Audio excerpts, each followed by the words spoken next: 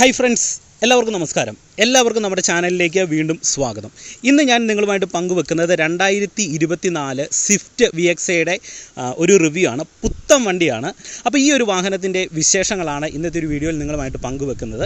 നമ്മുടെ channel driving പഠിക്കുന്നവർ കാണുന്ന ഒരു ചാനലായതുകൊണ്ട് തന്നെ നിങ്ങൾക്ക് എടുക്കാൻ പറ്റിയ നല്ല വാഹനങ്ങളാണ് ഞാൻ നമ്മുടെ ചാനലിലൂടെ പരിചയപ്പെടുത്താനായിട്ട് ഉദ്ദേശിക്കുന്നത്. അപ്പോൾ നിങ്ങൾക്ക് ഇന്നത്തെ ഒരു വീഡിയോ പ്രയോജനം ചെയ്തെന്ന് തോന്നിയാൽ ചാനൽ ഒന്ന് സബ്സ്ക്രൈബ് ചെയ്യുക, വീഡിയോയ്ക്ക് ഒരു ലൈക്ക് തരിക. അതോടൊപ്പം തന്നെ ഈ വീഡിയോ നിങ്ങൾ കൂട്ടുകാരുടെ ഇടയിലേക്ക് ഒന്ന് ഷെയർ ചെയ്ത് നൽകുക. അപ്പോൾ അതിനുവേണ്ടി ഈ ഒരു വാഹനത്തിൻ്റെ വിശേഷങ്ങൾ പങ്കുവെക്കാനായിട്ട് കട്ടപ്പന ഇൻഡസിലെ എൻ്റെ ഒരു സുഹൃത്ത് ക്രിസ്റ്റോയെ ഞാൻ നമ്മുടെ ചാനലിലേക്ക് ഏറ്റവും സ്നേഹത്തോടെ സ്വാഗതം ചെയ്യുന്നു. ഈ വാഹനത്തിൻ്റെ നമുക്ക് പ്രൈസ് തൊട്ട് പറഞ്ഞു തുടങ്ങാം.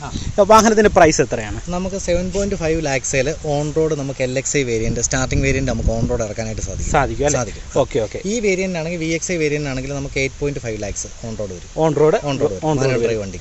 ഓക്കെ. ഇതിൻ്റെ മൈലേജ് എങ്ങനെയാണ്? ഇതിൻ്റെ മൈലേജ് ARI സർട്ടിഫൈ ചെയ്തേക്കുന്ന മൈലേജ് 25.75 AMT, അതായത് AGS ഡ്രൈവ് വരുന്ന വണ്ടിക്കും.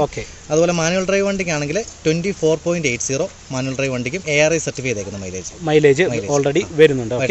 ഇത് ശരിക്കും പറഞ്ഞാൽ നമ്മുടെ ചാനൽ കാണുന്നത് പുതിയ വാഹനം പഠിക്കുന്ന ആൾക്കാർ അല്ലെങ്കിൽ വാഹനമൊക്കെ ഇനി എടുക്കാനായിട്ട് ആഗ്രഹിക്കുന്നവരാണ് കൂടുതലും കാണുന്നത്. അപ്പോൾ അങ്ങനെയുള്ളവരെ സംബന്ധിച്ച് എന്തൊക്കെ ഓപ്ഷൻസ് ആണ് ഏറ്റവും കൂടുതലുള്ളത്? അങ്ങനെയുള്ള തുടക്കക്കാരെ സംബന്ധിച്ചിടത്തോളം ഈ വണ്ടിയുടെ ഏറ്റവും വലിയ സ്പെഷ്യാലിറ്റി എന്ന് പറഞ്ഞാൽ ഈ വണ്ടി ശരിക്കും പറഞ്ഞാൽ ഈ Z12 എന്ന് പറയുന്ന പുതിയ K സീരീസിന് ശേഷം മാരുതി അവതരിപ്പിച്ചിരിക്കുന്ന പുതിയൊരു എഞ്ചിനാണ് ഈ വണ്ടിയെ വരുന്നത്.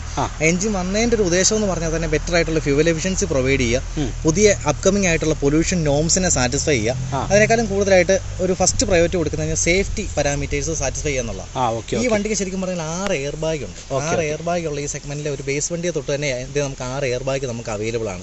അതുപോലെ തന്നെ നമുക്ക് ESP ഇലക്ട്രോണിക് ട്രാൻസ്മിഷൻ കൺട്രോൾ, അതേപോലെ തന്നെ നമുക്ക് ഹിൽ ഹോൾഡ് ഏറ്റവും പ്രധാനപ്പെട്ട ഒരു പോയിന്റ് എന്ന് പറയുന്നത് ഹിൽ ഹോൾഡ് അസിസ്റ്റ് ആണ്. കാരണം കയറ്റത്തൊരു വാഹനം എടുക്കുക എന്ന് പറഞ്ഞാൽ എല്ലാവർക്കും വലിയ പ്രശ്നമാണ് പഠിക്കുന്ന ഒരാളെ സംബന്ധിച്ച്. അപ്പോൾ ഹിൽ ഹോൾഡ് അസിസ്റ്റ് ഈ വാഹനത്തിനുണ്ട്. ഏകദേശം 3-4 സെക്കൻഡ് വാഹനം നമുക്ക് ഹോൾഡ് ചെയ്ത് കിട്ടുന്ന ഒരു ഓപ്ഷൻ ഈ ബേസ് വേരിയന്റ് വണ്ടിക്ക് നമുക്ക് ശരിക്കും പറഞ്ഞാൽ വാഹനത്തിനുണ്ട്. അത് വലിയൊരു പ്രത്യേകതയാണ്. ഓക്കെ, നമ്മുടെ സബ്സ്ക്രൈബേഴ്സിന് സ്പെഷ്യൽ ഓഫറായിട്ടും തീർച്ചയായിട്ടും. അതായത് ഗോഡ്സൺ ചേട്ടൻ്റെ ചാനൽ എന്ന് പറയുമ്പോൾ നമുക്കറിയാം അതൊരു ഡ്രൈവിംഗ് മേഖലയിലേക്ക് കാലെടുത്ത് വെക്കുന്ന ആൾക്കാരാണ് അതിൻ്റെ അകത്ത് കൂടുതലും. അപ്പോൾ അവർ ഒരു പുതിയ വണ്ടി വാങ്ങുന്നതിനായിട്ട് സമീപിച്ച് കഴിഞ്ഞാൽ അവർക്ക് ആക്സസറീസ് ആയിട്ടും ക്യാഷ് ആയിട്ടും ഒരു അടിപൊളി ഓഫർ നമ്മൾ ചെയ്തു കൊടുക്കും. ഇനി വാഹനത്തെ ഞാൻ മൊത്തത്തിൽ നിങ്ങളെ ഒന്ന് കാണിച്ച് പരിചയപ്പെടുത്തി തരാം. നിങ്ങളിതെല്ലാം കണ്ടിട്ടുള്ളതാണ് എങ്കിൽ പോലും പൊതുവായിട്ടൊന്ന് പറഞ്ഞുതരാം.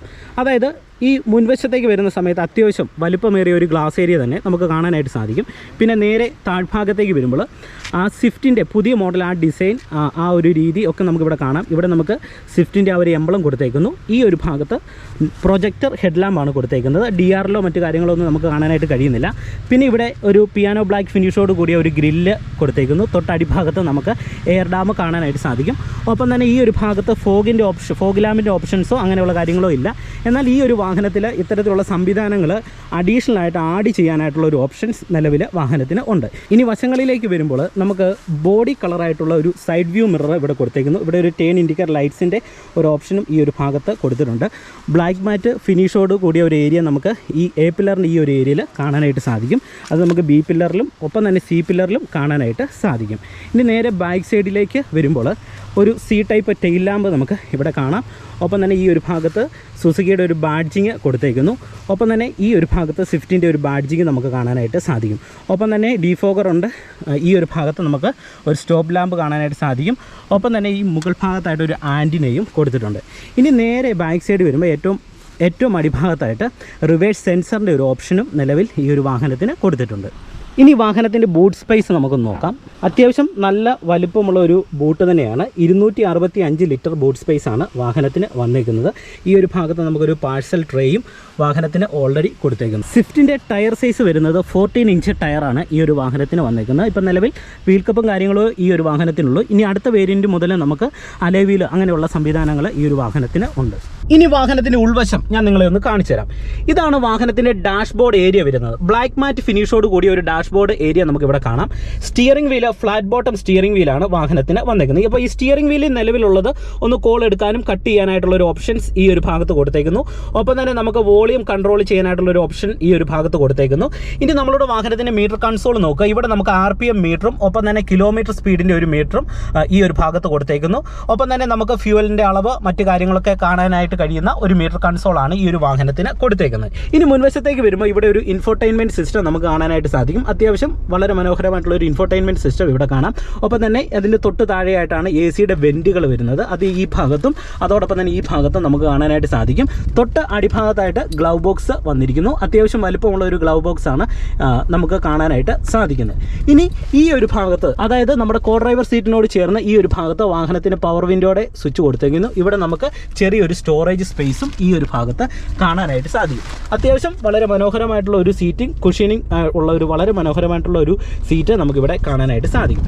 ഇനി അടിഭാഗത്തേക്ക് വരുമ്പോൾ ഈ ഒരു ഭാഗത്ത് അത്യാവശ്യം നല്ല രീതിയിലുള്ള ഒരു സ്റ്റോറേജ് സ്പേസ് കാണാം. ഇവിടെ നമുക്ക് സ്റ്റോറേജ് സ്പേസ് ഉണ്ട്. ചെറിയൊരു കുട്ടി ലിവറാണ് വാഹനത്തിന് കൊടുത്തേക്കുന്നത്. അതുകൊണ്ട് തന്നെ നമുക്ക് ഗിയർ ഷിഫ്റ്റ് ചെയ്തൊക്കെ ഓടിക്കുന്ന സമയത്ത് വളരെ സുഖകരമായിട്ട് തന്നെ ഗിയർ ഷിഫ്റ്റ് ചെയ്ത് വാഹനം ഓടിക്കാനായിട്ട് കഴിയുന്നതാണ്. ഇവിടെ നമുക്ക് ഹാൻഡ് ബ്രേക്കിൻ്റെ ഓപ്ഷൻ വന്നിരിക്കുന്നു. ഇവിടെയും ഒരു ചെറിയൊരു സ്റ്റോറേജ് സ്പേസ് വാഹനത്തിന് കൊടുത്തേക്കുന്നു. ഒപ്പം തന്നെ നമുക്ക് ആ വാഹനത്തിൻ്റെ ഉള്ളിലിരുന്ന് തന്നെ അഡ്ജസ്റ്റ് ചെയ്യാനായിട്ടുള്ള ഒരു മിററിൻ്റെ ഒരു കൺട്രോളും ഈ ഒരു ഭാഗത്ത് കൊടുത്തേക്കുന്നു. ഇവിടെ നമുക്ക് പവർ വിൻഡോയുടെ സ്വിച്ചുകളും ഈ ഒരു ഭാഗത്ത് കൊടുത്തേക്കുന്നു. പിന്നെ മുകളിലായിട്ട് സൺവൈസർ ഉണ്ട്. ഈ ഒരു ഭാഗത്ത് സൺവൈസറിനോടൊപ്പം ഒരു വാനിറ്റി മിററുണ്ട്. മാനുവലായിട്ട് നമുക്ക് ഡിം ചെയ്യാൻ പറ്റുന്ന ഒരു മിററും ഈ ഒരു വാഹനത്തിന് നിലവിൽ കൊടുത്തിട്ടുണ്ട്. ഇവിടെ ഒരു റീഡിംഗ് ലൈറ്റ് നിങ്ങൾക്ക് കാണാനായിട്ട് സാധിക്കും. ഇവിടെ ഒരു ഗ്രാബ് ഹാൻഡിൽ ഉണ്ട്. അത് നമുക്ക് ബാക്ക് സൈഡിലും ഈ ഒരു ഏരിയയിലും കാണാനായിട്ട് കഴിയും. ഇനി ഞാൻ നിങ്ങളെ സെക്കൻഡ് റോ സീറ്റ് ഒന്ന് കാണിച്ചു തരാം. സെക്കൻഡ് റോ സീറ്റിലേക്ക് കയറുമ്പോൾ അത്യാവശ്യം കുഴപ്പമില്ലാത്ത രീതിയിലുള്ള ഒരു ലെഗ് സ്പേസ് നമുക്ക് ഈ ഒരു ഭാഗത്ത് നല്ല രീതിയിൽ തന്നെ ലഭിക്കുന്നുണ്ട്. വളരെ സുഖകരമായിട്ട് തന്നെ ഒരു 3 പേർക്ക് വാഹനത്തിലിരുന്ന് യാത്ര ചെയ്യാനായിട്ട് കഴിയും. പിന്നെ ഈ ഒരു ഭാഗത്ത് നമുക്കൊരു ഹെഡ് റെസ്റ്റിൻ്റെ ഒരു ഓപ്ഷൻ, സാധാ ഒരു ഓപ്ഷനാണ് ഈ ഒരു വാഹനത്തിന് കൊടുത്തേക്കുന്നത്. അത് നമുക്ക് ഇവിടെയും ഈ ഒരു ഭാഗത്തും കാണാനായിട്ട് കഴിയും. പിന്നെ ഈ സൈഡിലായിട്ട് വാഹനത്തിൻ്റെ പവർ വിൻഡോയുടെ സ്വിച്ച് ഈ ഒരു ഭാഗത്ത് കൊടുത്തേക്കുന്നു. ഈ ഡോറൊക്കെ ഒരു ബ്ലാക്ക് മാറ്റ് ഫിനിഷോട് കൂടിയ ഒരു ഭാഗമാണ് നമുക്ക് ഈ ഒരു വാഹനത്തിൽ കാണാനായിട്ട് കഴിയുന്നത്. ഇവിടെ പിന്നെ ഒരു ക്രോമിൻ്റെ എലമെൻറ്റ് കൊടുത്തേക്കുന്നു. ഇതൊക്കെയാണ് ശരിക്കും പറഞ്ഞാൽ ബാക്ക് സൈഡിലെ ഒരു കാഴ്ചയെന്ന് പറയുന്നത്. ഇനി നമുക്ക് വാഹനം ഒന്ന് ഡ്രൈവ് ചെയ്യാം. ഇതിൻ്റെ ഒരു ട്യൂട്ടോറിയലും പതിവ് പോലെ തന്നെ നിങ്ങളുമായിട്ട് പങ്കുവെക്കാം. ഇപ്പോൾ ഞാൻ വാഹനം സ്റ്റാർട്ട് ചെയ്തു. കൃത്യമായിട്ട് ഞാൻ എന്ത് ചെയ്യുന്നു, ഫസ്റ്റ് ഗിയറിലേക്ക് ഇടുന്നു. കുട്ടി ലിവറാണ്. അതുകൊണ്ട് തന്നെ നിങ്ങൾക്ക് വാഹനം എടുക്കുന്ന ഒരു തുടക്കക്കാരനെ സംബന്ധിച്ച് ഗിയർ ഷിഫ്റ്റിംഗ് ഒക്കെ സ്മൂത്താണ്. ഇപ്പം ഞാനത് നിങ്ങളെ ഷിഫ്റ്റ് ചെയ്തൊന്ന് കാണിക്കാം. ഇത് കുട്ടി ലിവറാണ്. ഇത് first gear, second, third, fourth, fifth, reverse. കണ്ടോ, ഗിയർ ഷിഫ്റ്റിംഗ് സ്മൂത്താണ്. ഒരു തരത്തിലുള്ള പ്രശ്നമില്ല. നമുക്കിനി ഹാൻഡ് ബ്രേക്ക് റിലീസ് ചെയ്യാം. ഫസ്റ്റ് ഗിയർ കൊടുക്കുന്നു. ഇപ്പോൾ ഓൾറെഡി AC ഇട്ടിട്ടുണ്ട്. നമുക്ക് എഞ്ചിൻ്റെ പവർ ഒന്ന് ചെക്ക് ചെയ്യാം. 1.2 ലിറ്റർ എഞ്ചിനാണ്. നിങ്ങൾ നോക്കുക, ജസ്റ്റ് ഹാഫ് ക്ലച്ചിൻ്റെ പോയിന്റിൽ വരുന്നു. ഞാൻ ആക്സിലറേഷൻ കൊടുക്കുന്നില്ല. എഞ്ചിൻ്റെ ആ ഒരു പവർ നിങ്ങൾക്ക് അറിയാനായിട്ട് പതിവ് പോലെ തന്നെ ക്ലച്ചെ മാത്രം വണ്ടി എടുക്കുകയാണ്. നിങ്ങൾ നോക്കുക, ക്ലച്ചിൽ മെല്ലെ റിലീസ് ചെയ്തെടുക്കുന്നു. ഒരു തരത്തിലുള്ള പ്രശ്നങ്ങൾ നിലവിൽ കാണിക്കുന്നില്ല. അല്ലെങ്കിൽ സാധാരണ വാഹനം എടുക്കുമ്പോൾ നമുക്കൊരു ലാഗ് ഫീൽ ചെയ്യുന്നതാണ്. ഇനി ഞാൻ ആക്സിലറേഷൻ കൂടെ കൊടുത്ത് വണ്ടി ജസ്റ്റ് ഒന്ന് എടുക്കാം. വണ്ടി വീണ്ടും ഇവിടെ നിർത്തുവാണ്. ഓക്കെ, എൻ്റെ കാല് ഹാഫ് ക്ലച്ചിൻ്റെ പോയിന്റിൽ വരുന്നു. ഇത്രയും ആക്സിലറേഷൻ കൊടുത്തുകൊണ്ട് ഞാൻ മെല്ലെ എടുക്കുകയാണ്. ഓക്കെ, വണ്ടി എടുക്കുമ്പം ലാഗോ അല്ലെങ്കിൽ അങ്ങനെയുള്ള പ്രശ്നങ്ങളോ ഫീൽ ചെയ്യുന്നില്ല. സാധാരണ ചില വാഹനങ്ങളിൽ നിങ്ങൾക്കറിയാം, വാഹനം എടുക്കുന്ന സമയത്ത് നമുക്കൊരു ലാഗ് ഉണ്ടാകും. ആ ഒരു ലാഗ് എന്തായാലും നമുക്ക് സ്വിഫ്റ്റിൻ്റെ VXi മോഡലിൽ നിലവിലില്ല. ഇനി കാല് കൊടുത്ത് ഞാൻ തേർഡ് ഗിയറിലേക്ക് ഒന്ന് ഷിഫ്റ്റ് ചെയ്യാണ്. ഗിയർ ഷിഫ്റ്റിങ് നല്ല സ്മൂത്താണ്. ഒരു തരത്തിലുള്ള പ്രശ്നമില്ല. ഇപ്പോൾ തേർഡ് ഗിയറിലാണ് വാഹനം നിലവിൽ പോയിക്കൊണ്ടിരിക്കുന്നത്. ഓക്കെ, ഇനി ഇതിൻ്റെ ബ്രേക്കിംഗ് സംവിധാനമൊക്കെ നിങ്ങളൊന്ന് ശ്രദ്ധിക്കുക. പുതിയ വാഹനങ്ങളൊക്കെ ഉപയോഗിക്കുന്ന സമയത്ത് പവർ ബ്രേക്കാണ് വാഹനത്തിന് വരുന്നത്. അതുകൊണ്ട് തന്നെ കൺട്രോൾ ചെയ്യുന്ന സമയത്ത് ആ ഒരു കാര്യം നിങ്ങൾ കൃത്യമായിട്ട് ശ്രദ്ധിക്കണം. ഒപ്പം തന്നെ പവർ സ്റ്റിയറിംഗ് ആയതുകൊണ്ട് സ്റ്റിയറിംഗ് കൺട്രോൾ നിങ്ങൾക്ക് ഒരു തരത്തിലുള്ള പ്രശ്നമോ മറ്റു കാര്യങ്ങളോ നിലവിൽ ഉണ്ടാകത്തില്ല. ഇനി ഈ ഒരു വാഹനത്തിൻ്റെ ഏറ്റവും പ്രധാനപ്പെട്ട ഒരു പ്രത്യേകത എന്ന് പറയുന്നത്, വാഹനത്തിന് 25 കിലോമീറ്റർ അടുത്താണ് വാഹനത്തിന് മൈലേജ് പറയുന്നത്.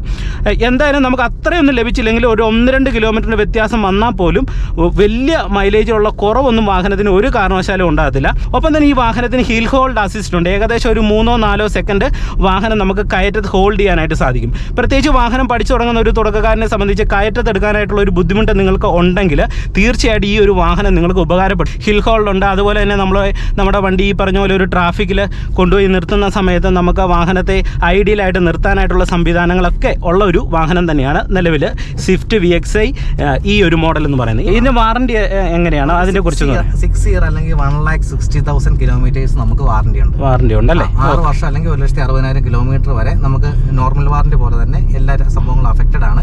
പിന്നെ എക്സ്റ്റൻഡ് വാറണ്ടി ഏരിയയിലോട്ട് വന്നു കഴിയുമ്പോൾ അതിൽ ചില പാർട്സുകൾ, അതായത് മാനുഫാക്ചറിംഗ് ഡിഫക്റ്റ് അഫക്റ്റഡ് അല്ലാതെ വരുന്ന കുറെ പാർട്സുകളുടെ കേസുകളിൽ മാത്രം കുറച്ച് വ്യത്യാസം വരുന്നത് മാത്രം. എന്നാലും നമുക്ക് നോർമലി വരുന്ന എല്ലാ മാനുഫാക്ചറിംഗ് ഡിഫക്റ്റുകളും വാറണ്ടിക്കകത്ത് കവേർഡ് ആയിട്ട്. ഓക്കെ.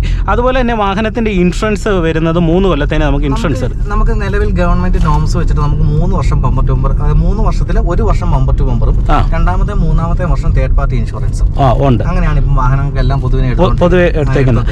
2-3 വർഷം ഈ തേർഡ് പാർട്ടി ഇൻഷുറൻസിന് മേലോട്ടുള്ള ടോപ്പ് പ്രീമിയം അടിച്ചിട്ട് നമുക്ക് അതിനെ ബമ്പർ ടു ബമ്പർ ആക്കി മാറ്റാം. ഓക്കെ. വാഹനത്തിൻ്റെ engine CC 1197 CC, Z12V engine, power 60 kW at 5700 RPM, torque 111.7 Nm at 4300 RPM, ground clearance 163 mm, turning radius 4.8 m, fuel tank capacity 37 litres, boot space 265 litre, tyre size 165 80 R14 R15 വരുന്നുണ്ട്. Mileage manual transmission 24.8, mileage AGS 25.75, length 3860 mm, width 1735, height 1520 mm, wheel base 2450 mm. അപ്പോൾ പതിവ് പോലെ നിങ്ങൾക്ക് ഇന്നത്തെ ഒരു video പ്രയോജനം ചെയ്തെന്ന് വിശ്വസിക്കുന്നു.